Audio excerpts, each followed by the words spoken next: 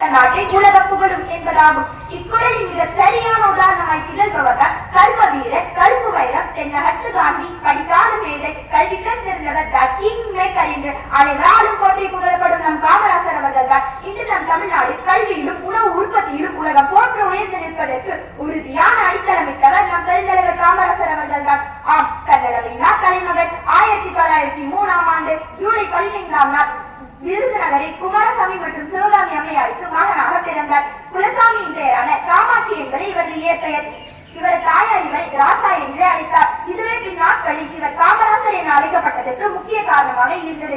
எளிமையான மனிதர், ஆனால் தான் கொண்ட காரியம் வெற்றியடையும் வரையிலும் அயராது உழைத்தவர். இதனாலேயே நாம் இவரை கர்ம வீரர் என்று போற்றி புகழ்கிறோம். சுதந்திர போராட்டத்தில் கலந்து கொண்டு பல ஆண்டுகள் சிறையில் அடைக்கப்பட்டார். பின்னர் காங்கிரஸ் கட்சியில் தொண்டனாக இணைந்து தலைவராகவும் உயர்ந்தார். 1954 முதல் 1963 வரையிலான 9 ஆண்டுகள் தமிழகத்தின் முதலமைச்சராக இருந்தார். ஆனால் தலைமுறைகள் பல போற்றும் மேட்டூர் அணை, மணிமுத்தாறு அணை போன்ற மிகப்பெரிய அணைக்கட்டுகளையும் நீர்த்தேக்கங்களையும் தமிழகத்திற்கு ஏற்படுத்தி தந்தார். நெய்வேலி நிலக்கரி தொழிற்சாலை, சென்னை ரயில் பெட்டி தொழிற்சாலை போன்ற மிகப்பெரிய தொழிற்சாலைகளையும் தமிழகத்திற்கு கொண்டு வந்தார். இதனால் 7% அணைக்கட்டுகளையும் கொண்டு வந்தார். ஒரு செக்ஸ் இருந்தால் இந்துக்களுக்கு மகிழ்ச்சி, ஒரு செக்ஸ் திறந்தால் கிறிஸ்தவர்களுக்கு மகிழ்ச்சி, ஒரு மசூதி திறந்தால் இஸ்லாமியர்களுக்கு மகிழ்ச்சி, ஒரு நூலகம் திறந்தால் அறிவு சிறந்த அனைவருக்கும் மகிழ்ச்சி. ஆனால் ஒரு பள்ளிக்கூடம் திறந்தால் நம்மை படைத்த அந்த கடவுளுக்கே மகிழ்ச்சி என்பதை உணர்ந்த காமராசர் அவர்கள் எண்ணற்ற பள்ளிகளையும் கல்லூரிகளையும் ஏற்படுத்தி தந்தார். இதனால் 7% என்ற தமிழகத்தின் கல்வி எரிவு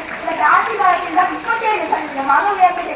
பள்ளி மாணவர்களின் பசியில மத்திய உணவு திட்டத்தை ஏற்படுத்தி தந்தார். இத்தகைய காரணங்களாலே நாம் இவரை கல்வி கற்ற காமராசர் என்று போற்றி புகழ்கிறோம்.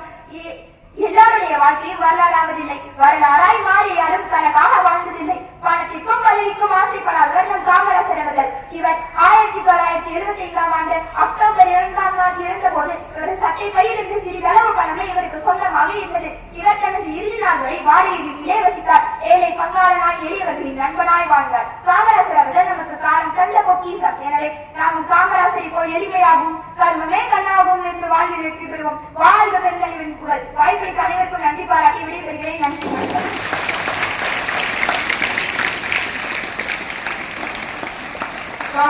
வெள்ளமா யார் கற்று பேசுகிறீர்கள்? அடுத்ததாக